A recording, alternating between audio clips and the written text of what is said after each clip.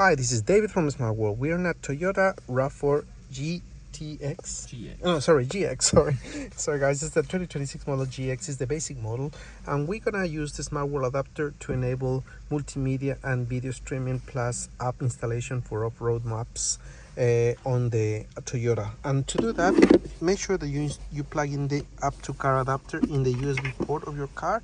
Do not use this USB port because that is only for power. This one gives you wired CarPlay, and once you plug it in there, in seconds you're gonna see the App2Car Smartworld adapter coming on the screen and getting connected.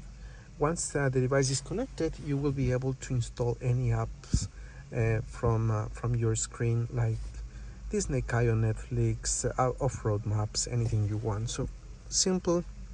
The first thing we do is we go to settings and we enable personal hotspot. Personal hotspot is enabled, and then we're gonna go to YouTube and run videos.